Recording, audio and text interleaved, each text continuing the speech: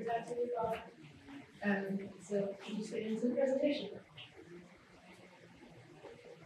So I'm going to start with the history of tattoos. This is a very brief history. It goes on for most of human history, actually. So tattoos have been around for thousands of years across many different cultures. People have been tattooed as part of healing rituals, to signify class, to protect from evil, as a punishment, or simply to decorate themselves. The oldest physical evidence of tattoos was found on Ötzi the Iceman, a 5,300-year-old frozen mummy found in 1991 near the Italian-Austrian border with 61 tattoos. His tattoos are believed to be hand-poked with bone and copper. Archaeologists are unsure of the significance of his tattoos, but one explanation is that they were therapeutic, similar to acupuncture. And those are the tattoos that we found. The word tattoo comes from the Samoan word tatau, which means to strike. Tattooing has been widely practiced in the South Pacific since ancient times. British Captain James Cook sailed to the Pacific in the late 1700s and returned to England with a fascination with tattoos. He's often credited with bringing tattoos back to Europe, mostly among sailors. In the late 1800s, tattoos became popular among the European upper class, as well as some royalty. Tsar Nicholas II of Russia had a large tattoo of a dragon on his arm. In Japan, tattoos were used to mark criminals during the Edo period, which was 1603 to 1868. In 1827, woodblock printmaker Itagawa Kuniyoshi was asked to illustrate a popular Chinese novel called Water Margin. The story follows several outlaw characters who are rebelling against a corrupt government and fighting injustice. Kuniyoshi depicted many of the characters with beautiful full-body tattoos. These illustrations inspired people to seek out tattoos for themselves, and many woodblock carvers were able to translate their skills into tattooing. At the end of the Edo period, tattoos were made legal. Full-body suit tattoos became associated with the Yakuza, a centuries-old organized crime group. These bodysuits are often called irezumi, but that is just the Japanese word for tattoo. Bodysuit tattoos are referred to as furimano. In the late 19th century in America, tattoos found their way into the public eye via circus performers. Tattooed ladies were especially popular. Most of their tattoos were hand-poked until the first electric tattoo machine was patented by Samuel O'Reilly in New York in 1891. He was inspired by an invention of Thomas Edison just a few years prior, an electric rotary pen, which was meant to perforate paper, which could then be used as a stencil to quickly make copies. Very soon after O'Reilly filed his patent in the U.S., English tattooer Thomas Riley created the first electromagnetic coil tattoo machine using parts of an electric bell. Both designs were improved upon greatly over the years, with coil machines being the most popular throughout the 20th century. And there's the patent of O'Reilly's original tattoo machine. Sailors have always been a huge part of the tattoo world. Tattoos were an adventurous souvenir to collect from the places they traveled to. Specific designs came to signify certain accomplishments, as well as bring good luck. A sailor might get a swallow for 5,000 nautical miles traveled, a ship for sailing around Cape Horn, or a pig and a rooster on the feet to protect against drowning. The reason for the pig and rooster tattoos is that livestock shipped in wooden crates would float, so they often survived shipwrecks. During World War II, tattoos grew even more popular among the U.S. Navy. Tattoo parlors could be found in many of the major port cities. Norman Collins, better known as Sailor Jerry, opened one of these parlors in Honolulu, Hawaii. His style of flash tattoos is what most people think of when they hear American traditional. Many tattoo shops at this time had a limited number of flash designs which would be chosen from the wall-line tattoo. And that's Sailor Jerry, one of his tattoo shop in Honolulu. Flash designs were carved into acetate sheets.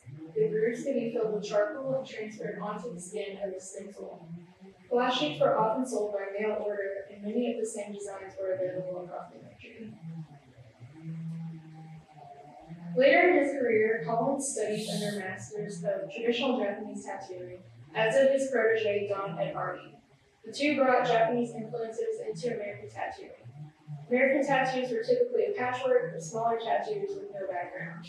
Japanese tattoos were typically one large design which covered most of the body and included a background. Their fusion of American and Japanese tattoos had a massive influence on the tattoos we see today. Don Hardy was also hugely influential in the way to think about the experience of getting a tattoo. He focused on creating custom artwork for his clients rather than having them choose a flash design off the wall. Today, this is the standard in most tattoo shops. How do tattoos work? Ink is injected under the top layer of the skin, which is called the epidermis, into the middle layer, which is called the dermis. The epidermis varies in thickness throughout the body. The thinnest is about 0.05 millimeters on the eyelids, which is about the thickness of a sheet of paper, and the thickest is about 1.5 millimeters on the soles of the feet. That's about 2 credit cards stacked on top of each other. Skin thickness, and elasticity are greatly affected by a person's age, sun exposure, and smoking, among other factors. When a tattoo needle goes all the way through the dermis into the layer below it, called the hypodermis, the ink spreads quickly and creates a bluish haze around the tattoo. This is what we would call a blowout. Blowouts occur because the hypodermis is made up of fat, which allows the ink to spread much more easily. Some areas are more prone to blowouts, but it is up to the artist to control the depth of the needle. And here's a tattoo that's blown out. This top part would be when it's fresh, and then that's when it's healed. So you can kind of see how it's like spread out and dark a little bit. Melanocytes, which are the pigment-producing cells in the skin, are located in the epidermis, which is the top layer of the skin. This creates a sort of filter over the tattoo. So a fresh tattoo is much more vibrant than a healed tattoo because the ink is still present in the epidermis. As it heals, the damaged cells in the epidermis will shed and be replaced by new cells which contain no ink but do contain your skin's natural pigment. This photo shows skin that was burned, causing only the epidermis to peel away and revealing the vibrant colors in the dermis. Tattoo ink is made up of pigments in a carrier solution. The pigment particles are too large for the immune system to break down, so they are engulfed by macrophages, which are a type of white blood cell, where they remain until that cell dies. After it dies, the pigment will be consumed by another macrophage. This process is what causes tattoos to spread over time, and it's why tattoo artists will often tell you a design needs to be larger or simplified. This is an example of a tattoo when it was fresh, and the same tattoo after 3 years. The amount of spread can depend on the artist's technique, the type of ink used, sun exposure, and the condition of the skin. However, ink spread is inevitable as a tattoo ages. So you can see in the new one, all of the individual hairs, and in the healed one, you can kind of barely see where the hairs break forward. I have a question, sorry. So if it's up to the artist, how would a person, like me, with a Howie tattoo, keep it, like I know you can't guarantee, but how would you want it fresh looking as opposed to spread looking in 3 years? How would you? So one of the things would be design. That would be the first thing. So like you probably shouldn't have the lines that close together to begin with. Gotcha, okay. Yeah, and then also some types of ink that have larger pigment particles, those tend to spread a little bit more. And then the really fully saturated lines, those also spread more. Okay. Thank you. Okay, healing tattoo.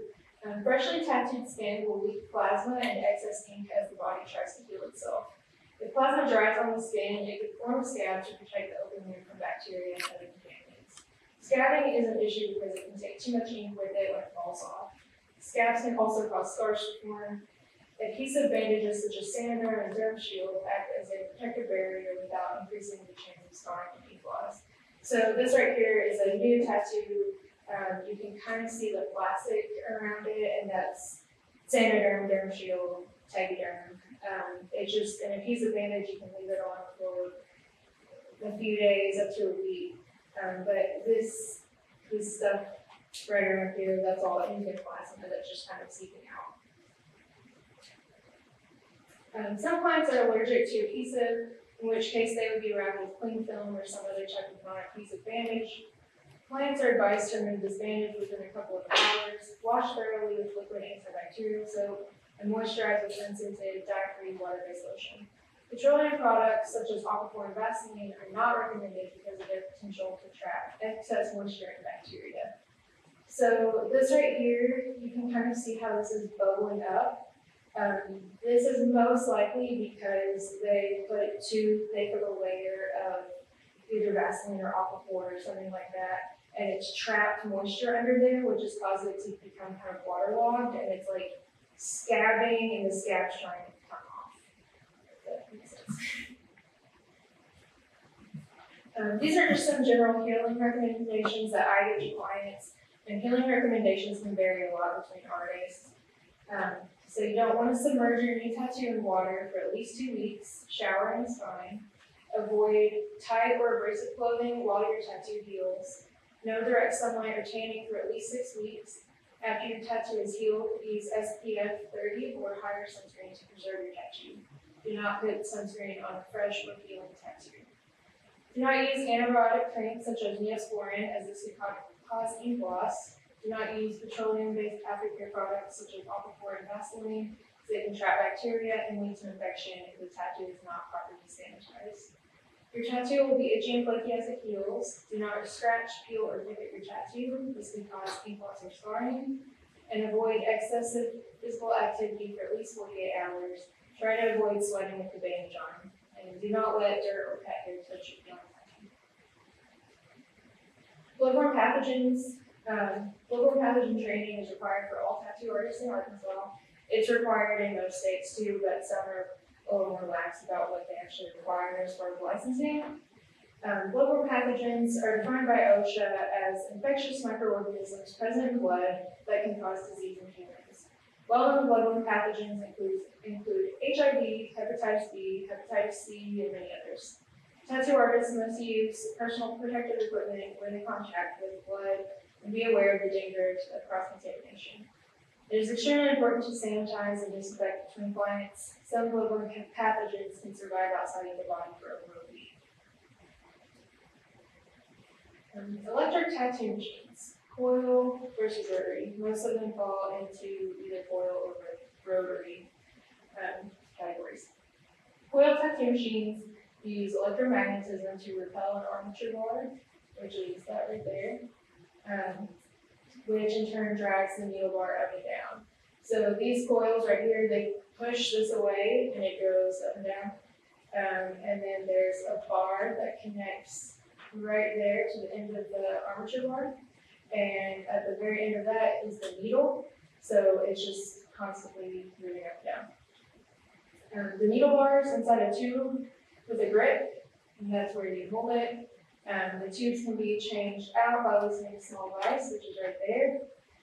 Coil machines need a power supply, which is connected by a cord, usually turned on and off with a foot switch.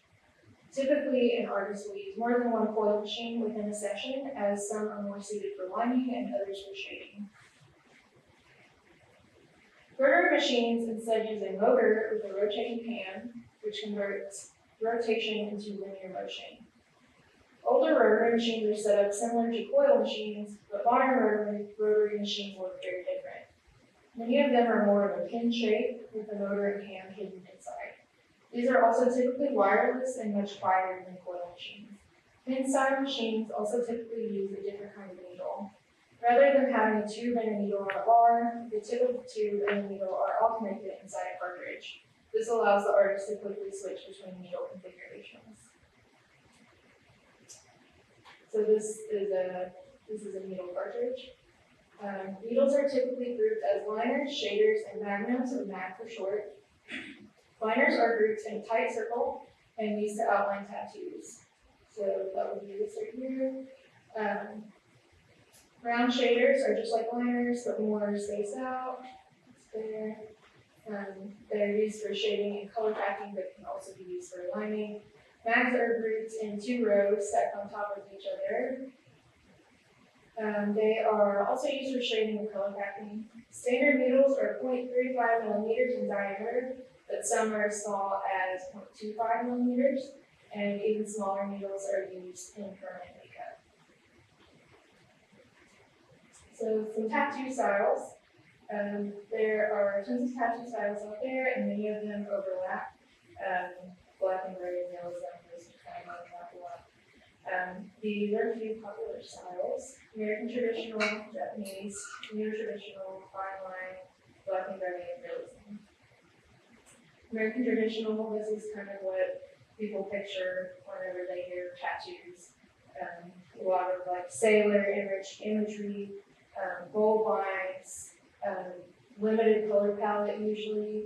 Starting out, they were mostly limited to black, brown, red, green, and yellow. Japanese, we heard a little bit about this earlier. A lot of the artwork is inspired by woodblock prints from the Edo period. Neo-traditional, has some of the traditional elements as far as a bold black outline. It also takes a little bit of inspiration from Japanese as far as like the backgrounds and the color gradients and shading and everything. A lot of it is also inspired by Art Nouveau from like the early 1900s. But neo-traditional is kind of a vague term. There are a lot of tattoos that fall under neo-traditional, but this is kind of what people think of when they say neo-traditional. Fine line, very popular right now. A lot of just very delicate, small lines. They tend to fade quite a bit faster than like a bolder traditional tattoo would. But people have different opinions about that. Some tattooers won't do it at all because they say it's not gonna last. But you can always touch it up. That's my opinion. How do you feel about it? I like fine line. I like doing fine line. I personally don't get much fine line. I would much rather have to touch a tattoo up that has faded than have a tattoo that has darkened and spread out that you can't really do anything with. That's my opinion. Black and gray, that's kind of another broad term. Typically what people picture is kind of a more realism, like soft shading. It's black and gray, not just black, because it's black plus diluted black, so it's like a gray wash. And this style actually supposedly originated in a prison in the 70s. Realism, that's another pretty broad term. A lot of black and gray falls into the realism category. This is just a couple examples of color realism. And some required training to become a tattoo artist. Artists typically learn tattoo in an apprenticeship. In Arkansas, a formal apprenticeship is required to get a license to tattoo legally. You must find a mentor who's licensed to teach, pass a bloodborne pathogens training course, pass a written exam to obtain an apprentice permit, train for a minimum of 6 months, a maximum of 2 years, and then pass a practical exam. And tattooing without a license is illegal and very dangerous without the proper training, so please always go to a reputable licensed artist. Is there an age requirement for that? To be a tattoo artist, I don't think there is now. Yeah, it's 18. Okay. It varies per state. You can practice at a younger age. It's just you can't get licensed. Yeah. Cool. So, any questions? Who gives the exam? Is it the state of Arkansas Health Department? It is the Department of Body Art and Cosmetology. You have to be licensed for every state. It depends per state. Some states only require the shop to be licensed, like I know Texas does, and so does Florida, Colorado, a couple others. I think Oregon is in a similar boat. But in Arkansas, both the shop and the artist is required to be licensed. And then if the artist wants to take that license to California, You'd have to re-license there. Sometimes you do need to re-apprentice. It really depends on the guidelines of that particular state. There is no solid across the board.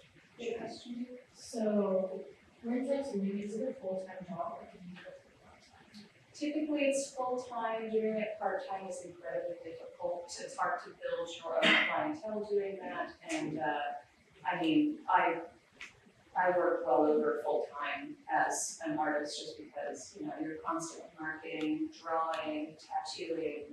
Half of my day job is at the shop, and then the rest of it is, you know, drawing until 2, 3 a.m. sometimes. So it's not the easiest. It's fun. Anyone else? Do you usually get paid for it? Well, it really depends. So there are 2 different kind of routes that shops take. Sometimes they are a 1099 contract where you either take 50 to 60% of your income and the shop gets the rest. Or you can booth rent, which is similar with, you know, hair salons, stuff like that, where you just rent a chair and then you take all of your income and pay a flat rate monthly to the owners of the shop. So, you know, I have done a percentage before, and we have since transitioned over to booth rent, and I've been, you know, doing okay for myself since that transition, just because I'm getting all of my income, and that makes a pretty big difference. A couple things I wanted to add. I'm sorry. What was that? What was your experience like before you started printing ships to be able to like build your skills to want to be able to like transition to tattooing? Like formal art classes or studying certain mediums of art and finding like a style that you wanted to, because I would assume with your mentorship, like you would want to apprentice under someone who has a similar style that you want to tattooing, right? Yeah, so for myself personally, I had gone to a fine arts college for a year. I ended up dropping out, but I had always done art growing up. I watercolored as a child. I did a lot of ceramics and fun stuff like that. That just kind of helps build your hand strength.